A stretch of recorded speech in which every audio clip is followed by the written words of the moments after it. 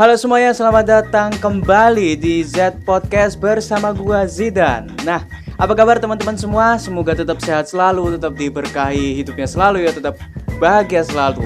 Oke, di podcast episode ke-6 ini, kali ini gua pengen membahas hal yang sering terjadi sama kita dan kita bahkan gak sadar kalau itu sebenarnya salah.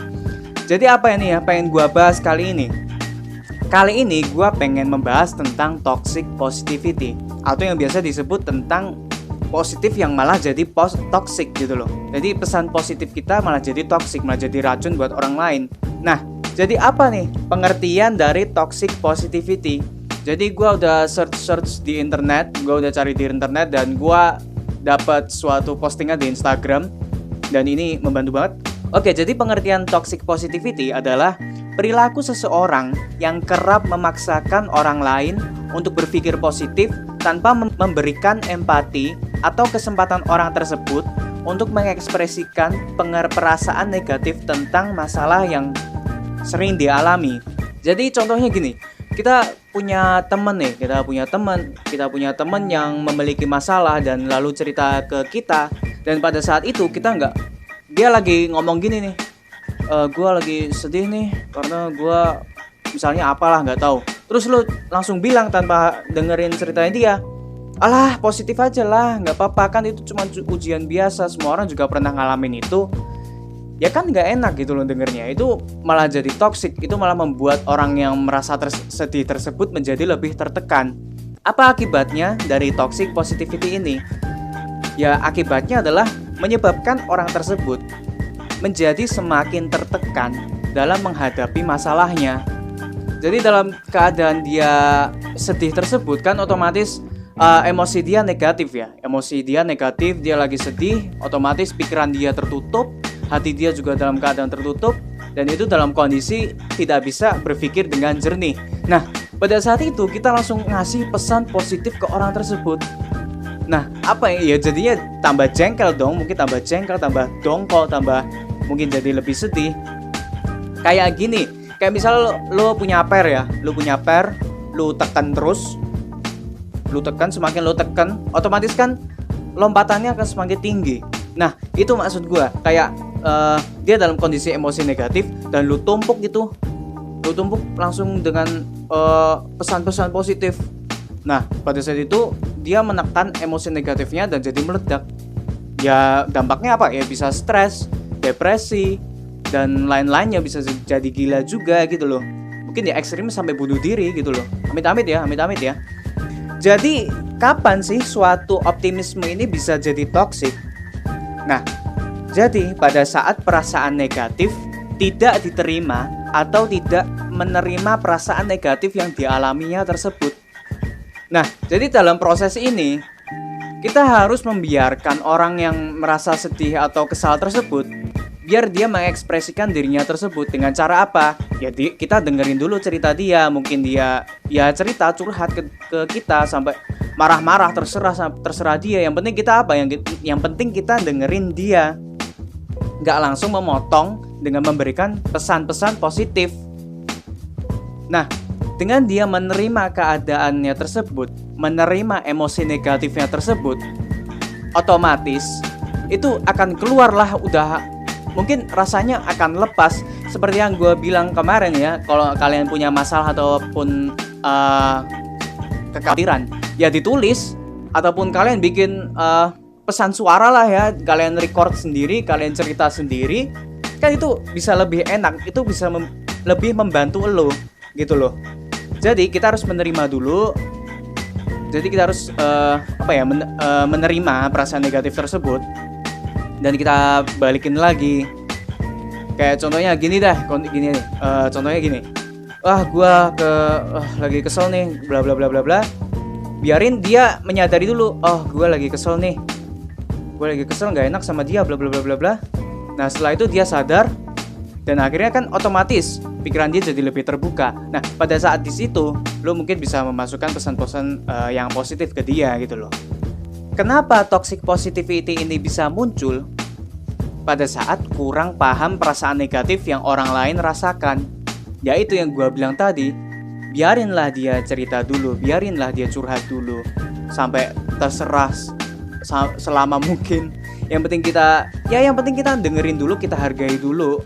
Yang penting kita nggak sampai membuat dia itu malah jadi tambah kesel gitu loh. Dan dengan kita melihat perspektif lain, perspektif orang yang merasakan kesedihan tersebut, itu akan membantu dia. Kita jadi lebih paham. Jadi ketika dia cerita bla bla bla bla bla, kita kan jadi sempat berpikir gitu loh. Oh, dia merasakan sedih. Oh, berarti dia dalam tingkatan lagi stres ya. Terus nah, lo kan jadi ada waktu untuk berpikir, dan pada saat lu udah berpikir tersebut, lu jadi paham apa yang dirasakan orang tersebut. Dengan memahami tersebut, nah pada saat itu lo mungkin bisa memasukkan pesan-pesan positif kepada dia, atau setidaknya kita ya bisa membantu sedikit buat teman-teman kita yang merasa sedih tersebut. Nah, bagaimana kita jadi teman yang gak toksik tersebut? Yang pertama adalah mulai mendengarkan. Nah, terkadang kita akan bercerita ini karena ada yang mendengarkan, ya kan? Kalau nggak ada yang dengerin, ngapain juga cerita gitu loh. Jadi pada saat kita dengerin aja lah, apa masalah dia, apa problematika dia, ya kita dengerin, kita terima, dan mungkin kita bisa bantu dia gitu loh. Dan itu akan membantu dia lebih. Jadi kalau ada teman-teman kita yang dalam kesulitan, dalam masa sulit, stres ataupun depresi, janganlah dijauhin, tapi ya kita deketin, kita rangkul, kita ajak ngomong ya, biar dia cerita, go with the flow, terserah dia, biar dia cerita terserah dia gitu loh. Nah, tapi gini ya, tapi terkadang itu pihak yang merasa sedih tersebut juga nggak cerita. Itu masalahnya. Mereka nggak cerita, jadi orang-orang yang di dekatnya juga nggak ngerti gitu loh. Mungkin ada ya di antara kita, mungkin ada yang sensitif ya dengan tersebut. Ketika kita lihat orang, oh dia lagi sedih nih, bla bla bla. Mungkin ada juga yang mungkin nggak tipenya peka gitu loh. Jadi sebagai orang yang merasa, mungkin teman-teman yang merasa lagi sedih dan juga nggak enak lah ya, pokoknya emosinya lagi negatif, ya salurkanlah cerita kalian ngomong aja, cerita, gue pengen cerita, tapi ya balik lagi ke teman-teman yang terpilih, yang terpercaya gitu loh, atau mungkin keluarga lah ya, keluarga kan yang paling dekat. Kalau nggak keluarga juga ya tulis, atau kalian rekam sendiri tuh suara kalian, cerita sepuas-puasnya gitu loh, kan itu menjadi lebih baik gitu daripada tidak sama sekali gitu loh. Nah, yang kedua, gimana kita menjadi teman yang gak toksik, yaitu melatih empati kita. Belajar memahami kondisi teman dengan mengganti sudut pandang kita dan memposisikan diri kita di posisi dia. Jadi nggak di posisi kita aja, kita nggak melihat diri kita sendiri. Oh, misal kalian lihat teman kondisinya hampir sama kayak lu dulu. Oh, dia kondisinya kayak gua dulu. Terus lu bilang, nggak apa-apa kan, lu belum seberapa, bla bla bla bla gini. Masih mending lu. Kan yang nggak enak, kita nggak boleh gitu. Masing-masing orang punya tingkat stres, punya tingkat emosinya sendiri-sendiri, bahkan tingkat kecerdasan orang itu sendiri-sendiri. Iya kan? Orang religius, orang nggak religius, ya itu kan balik lagi ke personalnya sendiri-sendiri. Kita tidak bisa memaksakan kehendak kita sendiri. Kita ini hidup di maksudnya kita ini hidup nggak sendiri gitu loh. Masih banyak orang-orang di luar sana gitu loh. Maksudnya kalian nggak sendiri, nggak egois sendiri gitu loh. Maksud gue gitu. Ya, jadi gitu ya. Jadi gitu ya tips yang kedua. Jadi tips yang ketiga adalah gimana kita biar nggak toxic, yaitu jadilah orang yang all vibes welcome. Jadi kita menerima emosi positif dia, emosi negatif dia, kita terima. Kita nggak boleh pilih-pilih gitu loh. Maksudnya kalau dia pas seneng, lu welcome. Pada saat dia sedih terus, nggak usah, ya nggak mau, nggak usah, gue lagi sibuk. Nggak boleh gitu. Maksudnya lu harus all vibes welcome. Nah, dengan pada saat itu dia temen elu menjadi merasa nyaman ke elu, cerita sama elu, dia otomatis menjadi lebih nyaman sama elu. Karena apa? Lu menerima apa adanya dia lah gitu ya. Maksudnya gue kan ya emosinya lagi positif lo terima, dia pada saat sedih ya lo terima. Jadi dia otomatis apa ya, dia percaya, dia menaruh trust ke lo gitu loh. Jadi gitu ya.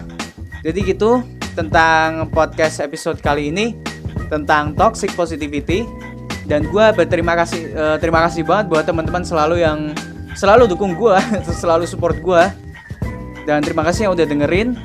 Dan gue minta maaf kalau ada pembahasan yang mungkin masih bingung, kalian bingung, ngomongnya masih kurang jelas atau pembahasannya masih membingungkan. Gue minta maaf.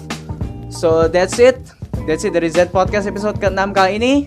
Dan gue tunggu lagi di episode selanjutnya. Terima kasih and goodbye.